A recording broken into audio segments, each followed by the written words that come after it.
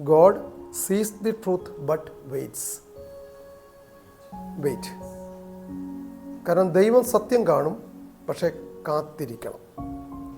എല്ലാവരുടെ ജീവിതത്തിലും എല്ലാ മനുഷ്യരുടെയും ജീവിതത്തിൽ ഉയർച്ച താഴ്ചകൾ സ്വാഭാവികമാണ്. ഉയർച്ച വരുമ്പോൾ നമ്മൾ മദ്യമറക്കുകയും താഴ്ച വരുമ്പോൾ സാധാരണ മനുഷ്യരുടെ താഴ്ച വരുന്ന സമയത്ത് നിങ്ങൾ ദുഃഖിക്കുകയും ചെയ്യും. താഴ്ചകൾ സംഭവിച്ചുകൊണ്ടേയിരിക്കുമ്പോൾ നിങ്ങൾ നിലവിലുള്ള വിശ്വാസത്തെ തള്ളിപ്പറയും. ഇത് മനുഷ്യരുടെ സൈക്കോളജിയാണ്, ഹ്യൂമൻ സൈക്കോളജിയാണ്. ഞാൻ പറഞ്ഞ വാക്ക് ഒന്നും കൂടെ പറയാം. നിരന്തരമായ താഴ്ചകളാണ് നിങ്ങൾക്ക് സംഭവിക്കുന്നതെങ്കിൽ നിങ്ങൾ അവസാനം നിങ്ങളുടെ വിശ്വാസത്തെ പോലും നിങ്ങൾ തള്ളിപ്പറയും. കാരണം എന്താണെന്ന് പറഞ്ഞാൽ അതിൻ്റെ വിഷയം ഇത്രയേ ഉള്ളൂ.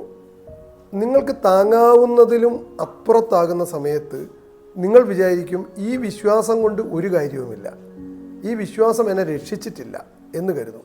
പക്ഷേ നിങ്ങൾക്ക് ഒരല്പം പോലും എന്തുപോലെ 10ാമത്തെ സ്റ്റെപ്പിൽ നിങ്ങൾക്കൊരു സംഗതി ദൈവം കരുതി വെച്ചിട്ടുണ്ട്. 10ാമത്തെ സ്റ്റെപ്പിൽ 1ാമത്തെ സ്റ്റെപ്പ് നോക്കുമ്പോൾ 0, 2ാമത്തെ സ്റ്റെപ്പ് നോക്കുമ്പോൾ 0, 5ാമത്തെ സ്റ്റെപ്പ് നോക്കുമ്പോൾ 0, 8ാമത്തെ സ്റ്റെപ്പ് നോക്കുമ്പോൾ 0, 9ാമത്തെ സ്റ്റെപ്പ് നോക്കുമ്പോൾ 0. നിങ്ങൾ എന്ത് ചോദിക്കും?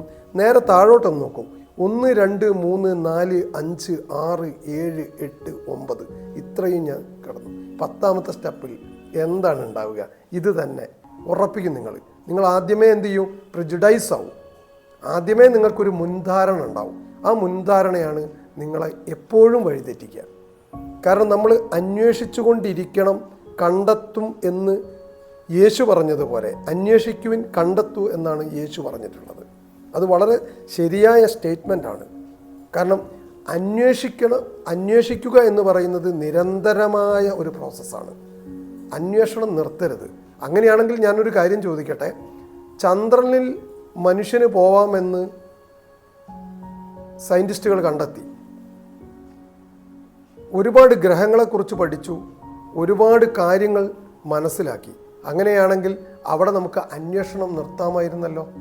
സൂര്യനിലേക്ക് എങ്ങനെ പോകണമെന്നാണ് വീണ്ടും അന്വേഷണം.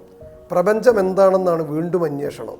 അന്വേഷണം എന്ന് പറയുന്നത് നിരന്തരമായി നടത്തിക്കൊണ്ടിരിക്കേണ്ട ഒരു കാര്യമാണ്. എന്തുകൊണ്ട് എന്ന് ചോദിക്കാതെ